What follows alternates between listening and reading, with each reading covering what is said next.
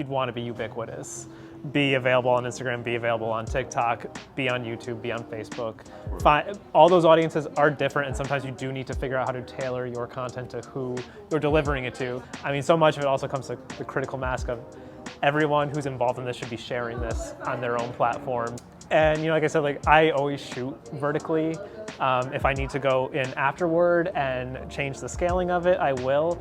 But at least as far as I'm concerned, on Facebook and Instagram, those platforms, their algorithms prefer things that take up more real estate on the phone. And so vertical takes up the whole screen. It's more visually arresting. It's gonna get more views. I've done A/B testing on NJ.com, which has about 2 million followers. I've shot same videos, one vertical, one landscape. Vertical always won out. I even tested between square and vertical always won out. One for view time, engagement, and commenting. But that's sort of the other things, that you have to build community on these social platforms, that it's not always just enough to post content out there and show things. You also have to engage with the folks that are watching it.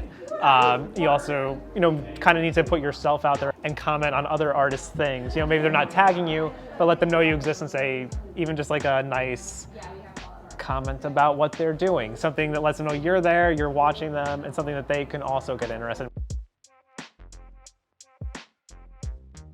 But it's like that recency thing. We're flooded with information all the time, and so keeping in their periphery, I think, is imperative.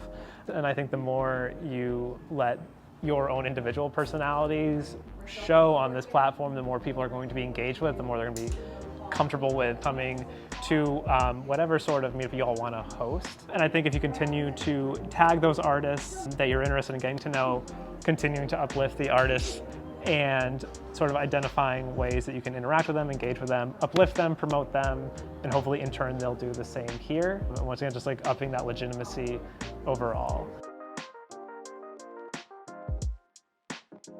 And sometimes the content doesn't always have to be as severe or as focused. Sometimes it's good to just also have lighthearted stuff. And it's good to address the reality, and sometimes I struggle with that. I run a site called I Love the Berg, but there are terrible realities in this city right now, and sometimes it feels like I suffer from toxic positivity, and I don't always want to do this. So it's always about finding that balance between the mission and still celebrating the things that made this city wonderful and where folks want to be in the first place. When do you go live versus when do you do a reel? And I think live has to be really circumstantial, like a big event, something that maybe folks can't get out to sometimes. That's sort of what I'll do. But if I'm gonna go live, I put myself first to kind of give that intro to let people know, here's where I am, here's what's going on.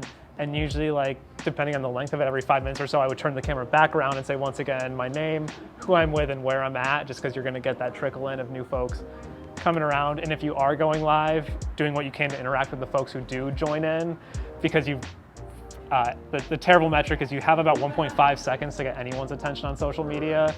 So you really have to be, sort of bombastic about it, but usually people respond to faces. Algorithms like faces. It likes a human touch. Even if you're doing cover images, people perform better than places.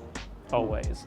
It might be more familiar to folks. It might just seem more interesting or more real and less sort of tailored or choreographed.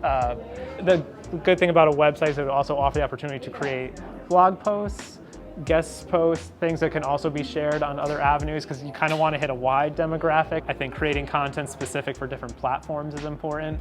And yeah, any opportunity to get a talking head segment is always great too, hearing direct from that person. And it seems like y'all have your captioning down too, which is, especially now, super significant because most people listen. Even if, me, everything's on mute on my phone. If you're worried about the quality of the footage, it's not some 4K high-res thing. The quality of the footage is far less important than the narrative that's going on.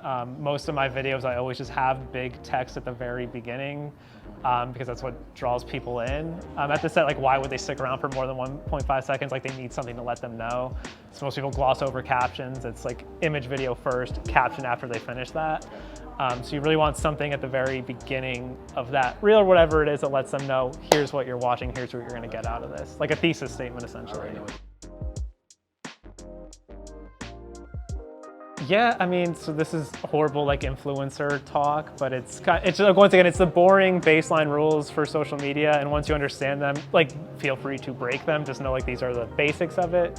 But For Instagram, like there should be new stories every single day. There should always be something for someone to interact with, like 3 to 5 things, even if it's just reshares and tagging the right people, because you don't want Instagram to perceive you as an inactive account or something that's sort of just like main feed driven, because that's not how they want.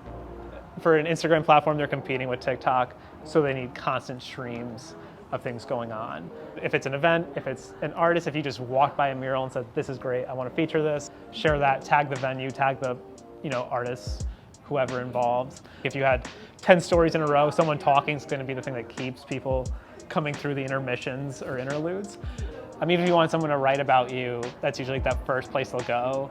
I mean, I usually go Instagram first and then click on a website from there just to learn a bit more. But having that landing page would be helpful for anyone in the community. I mean, process videos are huge on that platform, and Instagram shares them because they have a higher view time than others because you're watching to an endpoint.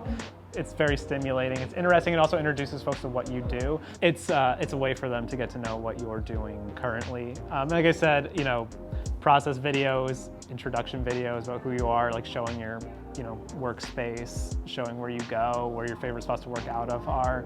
All those little things that offer other businesses opportunities to share you. Because like just knowing, I've run a lot of social media accounts for businesses in the area, and every business loves user-generated content. So any opportunity they have to like use stuff that they didn't have to, that's fantastic. So once again, it's really persona-driven. Some of the most successful artists that I've known, even from the Midwest to California, it's kind of letting people into that, peek behind the curtain. And once again, doing it in real form, doing it in video form, having fun with it. And then also with the way these platforms work now, trying to capitalize on like trending audio.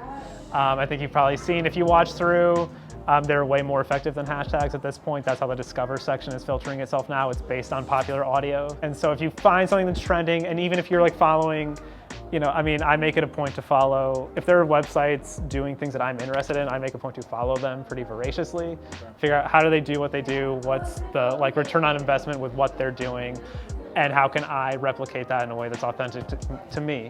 And so if you find, if it's a musician or a sculptor or an artist who you think, wow, how they built their audience is fascinating, what are they doing? Or even just kind of piggybacking off of trending ideas they have.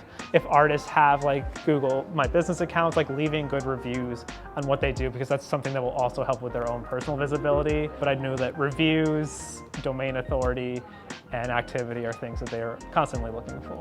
And so once again, that all goes back to tagging people when you're posting things, people that you think might be interested in your work, and it may just go into the void, but it never hurts to tag and reach out.